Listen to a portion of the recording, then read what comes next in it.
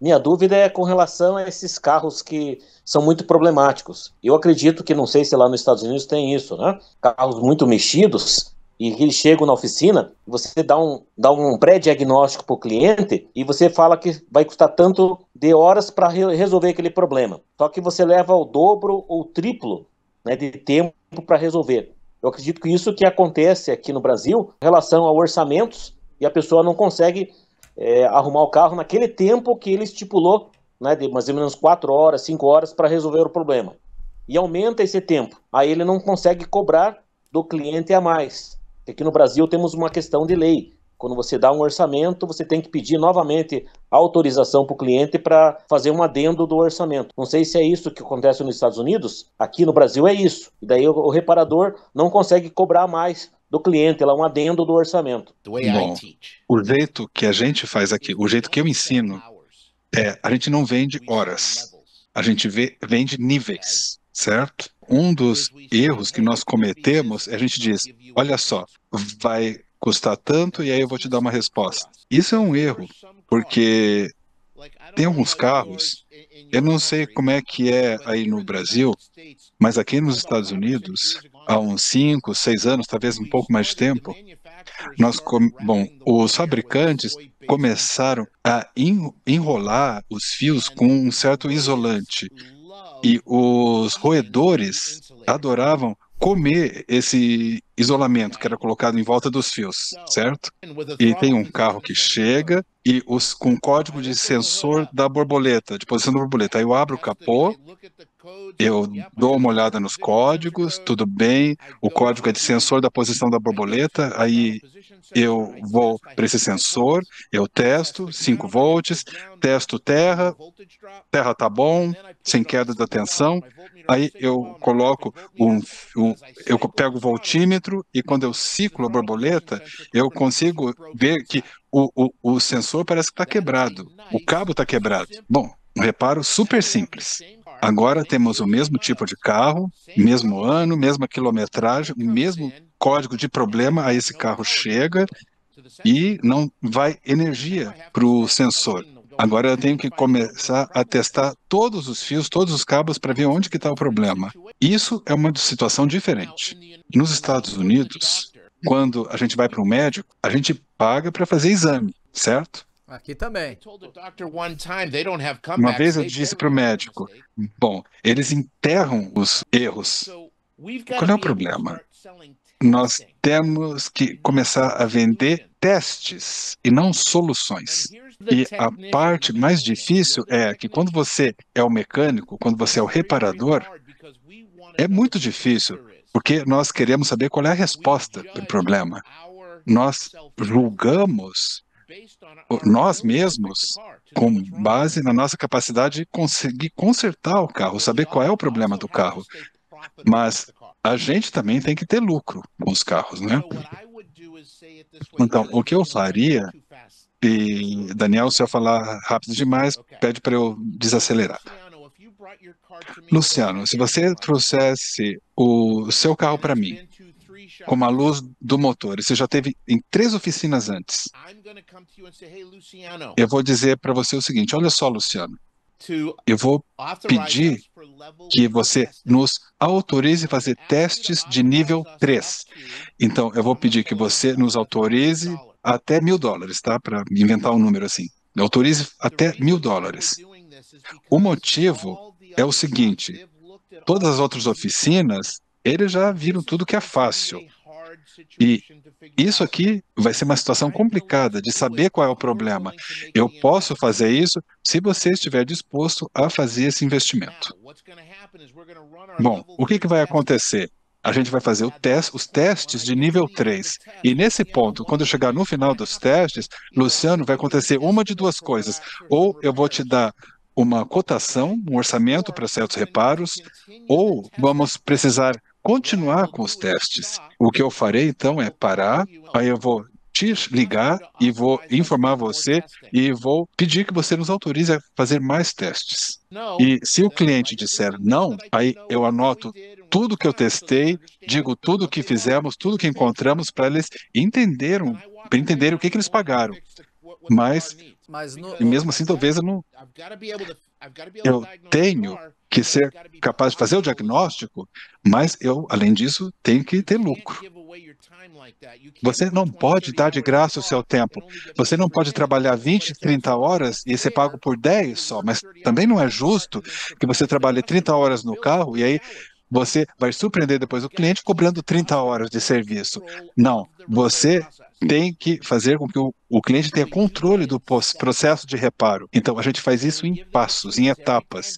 E aí damos para o cliente sempre uma chance de dizer sim ou não. E tudo bem se disser sim ou não, mas se eu faço só o nível 3, ele não quiser seguir em frente, tudo bem. Ele vai pagar pelo que eu achei e é isso. Boa sorte. O cliente chegou na oficina com esse defeito que você imagina ser um defeito de complexidade 2.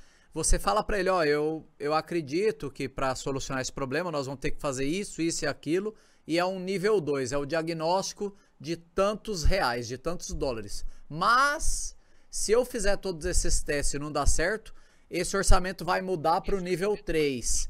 E aí você combina isso com ele, né? A gente tem um ditado aqui no Brasil que o combinado nunca é caro, e tudo bem. Nos Estados Unidos, quando você faz isso, o cliente aceita essa tua ideia de que o preço da mão de obra pode mudar, que você pode mudar de acordo com o que você achar ali, o preço pode mudar, ele aceita isso?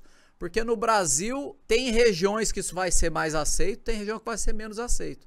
Então esse combinar antes é muito importante. Nos Estados Unidos dá certo quando vocês combinam muito bem, deixam muito claro antes de começar o serviço, né?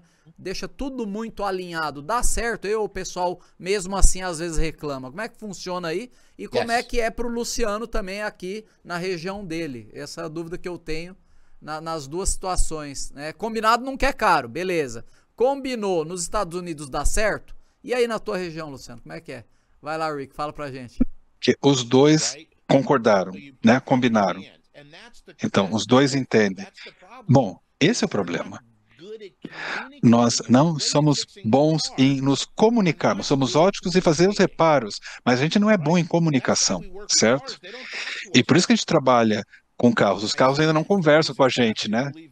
Ainda, eu digo por um motivo, porque eu acho que antes de eu morrer, os carros vão conversar com a gente. Seja como for. O que eu acho que é muito importante é, bom, você quer que o cliente possa dizer não, a qualquer momento. O cliente é que deve ter o controle. Quando o cliente acha que tem o controle da situação, as coisas funcionam melhor. Não tem nenhuma surpresa. E é só ficar em contato. Eu diria, Luciano, olha só, esse aqui é o teste de nível 2 por R$1.000, aí você vai dizer sim, aí 80% das vezes, a gente consegue saber qual é a causa ou as causas do problema só fazendo o teste de nível 2. 20% das vezes, a gente precisa subir para o nível 3. E aí nós vamos fazer o seguinte, a gente vai fazer os testes de nível 2. Aí a gente vai parar e vai ligar para você. Eu vou te dizer o que nós encontramos que tem que ser substituído, ou eu vou conversar sobre o que nós fizemos, para onde vamos e o que precisamos fazer no nível 3. E aí você tem que nos autorizar de seguir em frente, certo? Agora, temos outra coisa que é muito importante aqui. Digamos que... Você lembra daquele carro que eu disse que tinha um problema no sensor de posição da borboleta? Um dos erros que nós cometemos é que quando você liga para o cliente dizendo que vai precisar trocar do sensor, você comete o erro de dizer, sim, isso aqui vai resolver o problema. Então, você está vendendo a troca do sensor como se fosse o reparo em si. Então, quantas vezes você trabalha num carro que tem mais de um problema? Aqui nos Estados Unidos, isso acontece muito.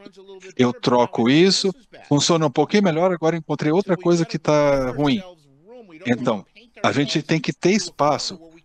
A gente não tem que ficar num canto assim do qual a gente não vai conseguir sair. Então, o que temos que fazer é que, ao invés de vender a peça de reposição como reparo, a gente tem que vender como um processo de testes. Então, Luciano, nesse processo de testar esse problema que você tem no seu carro, a gente viu que o sensor de posição da borboleta falhou no teste. Antes de seguir em frente com os nossos testes, primeiro a gente tem que trocar esse sensor. Você tem alguma dúvida? Então, deixe espaço para o cliente fazer perguntas. Aqui, eles fazem normalmente 2 perguntas. Quanto é que vai custar e quando é que eu posso pegar meu carro? Bom, eu respondo essas perguntas. E a terceira pergunta que é feita: Luciano, esse problema é meu? A resposta vai ser a seguinte: Luciano, a essas alturas eu posso te dizer qual é um problema, mas eu não sei se é o problema. Bom, depois que a gente trocar esse sensor, a gente pode então dar continuidade aos nossos testes. Você permite, então, que eu siga em frente com os testes? Mas aqui no Brasil também, né? Não sei como é que o Luciano faz lá na oficina dele. Eu conheço oficinas muito bem sucedidas que elas agem exatamente como o Rick falou. Que ela fala, olha, eu analisei aqui o teu caso, esse trabalho ele parte de tantos reais. Então, até onde eu consegui ver, parte de tantos reais. Nós vamos fazer isso, após isso eu vou te dizer se vai ser só isso mesmo ou o que vai ter a mais. Então deixa tudo muito combinado e o cliente tem que concordar com isso. Se ele não concordar, eles não pegam o serviço. Como é que você faz aí? O que você faz de diferente? Que problema que dá? Explica pra gente aí, Luciano, como é que é. Eu também tenho por níveis, né? Mas não tão elaborados como eu gostaria de fazer isso, né? É um dos itens que eu vou pegar agora como gancho aqui para mim poder fazer para frente no meu planejamento de 2025. Então eu tenho o meu nível 1, que seria apenas passar o scanner, quando a pessoa chega aqui com um defeito, ela fala já que já passou numa outra oficina, fala, ó, o primeiro passo é eu passar o scanner, verificar aonde que está o problema para mim ter um norte para verificar o que pode ser o problema. Aí eu posso montar um orçamento para resolver seu problema. O outro, daí, se já tem outros problemas, a pessoa já disse que já passou em outra oficina, ou 2 oficinas, eu falo, ó, o meu diagnóstico começa de tantos valores para me poder fazer, né, uma análise de circuito elétrico, um osciloscópio, uma análise de endoscopia. Aí o cliente diz, não, eu posso fazer. Quando eu faço todos esses testes que eu tenho dos equipamentos e ainda não achei o defeito, eu vou ter que avisar o cliente. Eu aviso o cliente, ó, vou precisar gastar mais tempo para resolver o teu problema. Se a pessoa concordar, a gente faz, né, esses novos testes. Mas muitos dos clientes não aceitam isso. Eles acham que apenas aquele valor que ele pagou do segundo estágio, da segunda fase, já é o suficiente para que a gente pudesse resolver o problema dele. Mas eu acho, Luciano, só dando a minha opinião aqui, né? Porque empresa é tudo igual, né? Eu acho que você tem que deixar tudo muito combinado, né? Tudo muito combinado, né? Se puder assinar algum termo, deixar tudo muito combinado, né? E quando você combina muito bem, se o desentendimento, né? O desacordo acontece no começo, né? E se ele concordar com tudo isso que você combinou, vai dar tudo certo. Então é melhor não pegar o serviço às vezes do que pegar o serviço daquele cliente que ele pode vir a te dar algum problema de não querer pagar, de criar uma confusão, né? Não sei se é assim que você age aí, mas acho que esse é o caminho. Acho que você faz muito bem.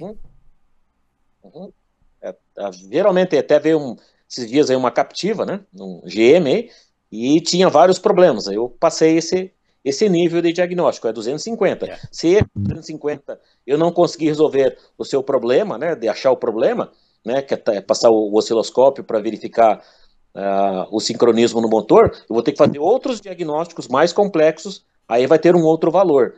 Eu posso até mandar o módulo para fazer uma verificação se está tudo ok. Aí o cliente já começou a questionar, poxa, mas mais você vai me cobrar? Eu falei, então eu prefiro não pegar o serviço. É um caminho, né? Esse é um caminho, né? Às vezes nem todo cliente tem fit, né? Se encaixa no teu modo de trabalho, né? Mas é muito interessante a tua dúvida. Você tem que ter muita confiança no que você faz com seus níveis, certo? A sua confiança é o que vai vender o serviço, certo? Você tem que dizer antes para o cliente que talvez tenha que fazer mais coisas. Como o Walter falou, se eles disserem não aqui embaixo, antes de você começar a trabalhar no carro, ótimo, porque agora você vai fazer outra coisa e vai receber. É muito melhor fazer isso do que trabalhar 20, 30 horas no carro e o cliente só querer pagar 10 horas, certo? Bom, quanto ao trabalho de suspensão ou de freio você poderia fazer em 30 horas. Ou seja, se ele não vai pagar, bom, o que que eu dizia quando alguém me procurava? E quando diziam que eu era caro demais, aí, você quer consertar o seu carro? Aí diziam sim. Aí você diz que eu sou caro demais, olha só o que eu falava para esses clientes. Se você não estiver disposto a fazer um investimento financeiro, eu não estou disposto a investir no tempo. Aqui no Brasil, temos alguns probleminhas com relação a dar o orçamento para o cliente, né? Quando é por telefone, eu dou um preço cheio, tanto de peças como de serviços. Como você mesmo disse, né? Para o teu carro sair da oficina vai custar tanto. Mas agora, quando a gente tem que apresentar para o cliente pergunta, né, ó, quanto que vai sair de peça e quanto que vai sair de serviço. Aí eu tenho que apresentar estratificado para ele, ó, para mim fazer isso, o serviço vai custar tanto. E de peças vai ser essa, para custar tanto.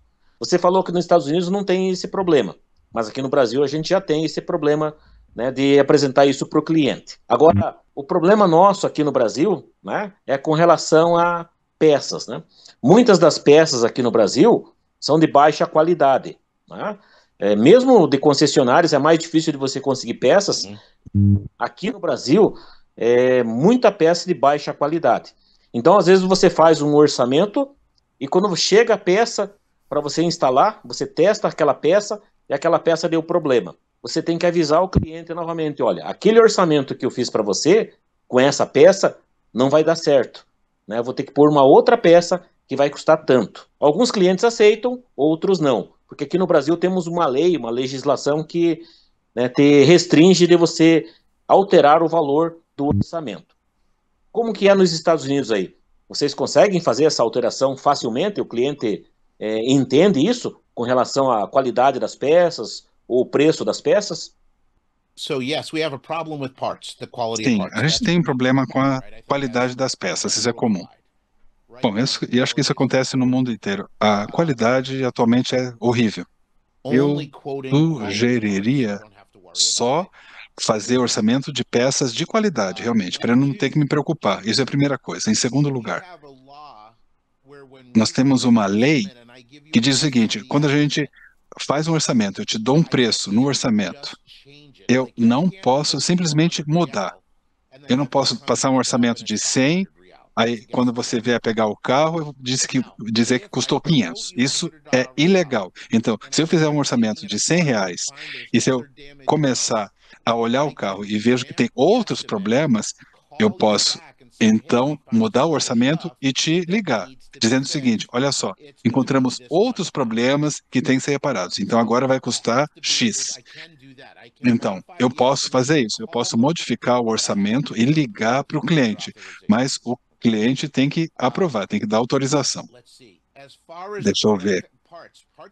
Com relação às peças, bom, peça é importante, por isso que a gente normalmente, bom, pelo menos eu ensino para as oficinas que elas não permitam que o cliente traga as próprias peças. Vocês não têm a mínima ideia de onde veio a peça e qual é a qualidade da peça que o cliente traz, certo? Bom, a gente tem uma coisa que a gente chama aqui cadeia de comando. Então, se eu sou dono de uma oficina e se eu compro uma peça realmente boa, compro direto do fabricante, e se essa peça falhar e alguém morrer, eu sou julgado, então eu vou ser processado. Eu, quem vendeu, o fabricante e provavelmente, inclusive, quem fabricou lá. Então, tem toda uma linha de pessoas que vão acabar sendo processadas pelo problema. E o que isso faz, do ponto de vista de uma seguradora, é que compartilha a responsabilidade ao longo de várias seguradoras. Bom, quando você coloca a peça fornecida pelo cliente e se isso matar alguém, nos Estados Unidos, algumas seguradoras nem fazem seguro para isso. Se você coloca uma peça dada pelo cliente, você está por conta própria. Se algo acontecer, não haverá cobertura, porque essa seguradora não vai querer ser a única que vai cobrir isso se houver um problema, certo? Bom, eu sei que as coisas aí no Brasil são bem diferentes, mas uma coisa importante aqui, e eu sei que há diferença em termos de leis e impostos, etc. Mas eu acho que muitos donos de oficina, isso é um problema aqui nos Estados Unidos também. Com donos de oficina que estão começando, muitos donos de oficina administram a sua oficina com a mentalidade de reparador. Eles não administram a sua oficina com uma mentalidade de proprietário, de dono, entendendo qual é o negócio em si de reparo de carros e estando ciente do que precisa acontecer para que você consiga ter lucro, para que você consiga dar uma experiência ótima para o cliente e, ao mesmo tempo, ajudar também a comunidade. E isso tem muito a ver com a confiança e acreditar em si mesmo e saber qual é o seu valor. Uma das coisas que eu ensino, e vocês podem anotar isso se quiserem, ninguém vai valorizar o que você faz se você não valorizar o que você faz. Ninguém vai valorizar o que você faz. Isso só vai acontecer se você mesmo valorizar o que você faz. Quando você se der conta de que as habilidades que você tem são realmente especiais. E reconhecer isso. E aí, vocês vão criar uma experiência para o seu cliente, onde eles vão dizer, puxa, nunca me trataram tão bem assim na vida, nunca ninguém conversou comigo como eles, nunca ninguém foi tão amistoso assim comigo, nunca me manteve tão bem informado assim, em relação ao que estava acontecendo durante todo o processo. Eu ensino, eu digo para os meus clientes me ligarem todo dia, quando o carro deles está lá na minha oficina. Mesmo se eu estou esperando uma peça, digamos que vai demorar uma semana, todo dia a gente liga para o cliente, olha só, a gente ainda está esperando a peça, todo santo dia, porque na maioria das vezes, o que acontece? O cliente é que liga para perguntar o que está acontecendo. Não, vocês têm que fazer algo melhor. Então, Daniel, deve ter a gente tem Nordstrom. Vocês têm Nordstrom aí no Brasil? É uma oficina super cara, uma loja super cara. Não temos. Bom, todo mundo conhece. Não temos. Aqui no Brasil não temos. Nós temos algumas redes de oficina. Isso é uma rede, né? E Mercedes? Mercedes a gente tem. Tem Mercedes? BMW, Audi, Land Rover. Yeah, so Mercedes, really expensive car. Bom, Mercedes é um carro super caro, né? Mas é um carro bom. E eles cobram muito dinheiro por esse carro. Então, quando vocês acham que ninguém vai te pagar pelo seu valor, vocês têm que ser os Mercedes do reparo de automóveis. Vocês têm que entender o que vocês colocam sobre a mesa, como é que vocês vão fazer uma diferença, como vocês vão dar para o seu cliente mais paz de espírito, porque eles não vão ter que ficar se preocupando com o seu carro. E aí vocês vão cobrar, né, de acordo por tudo isso.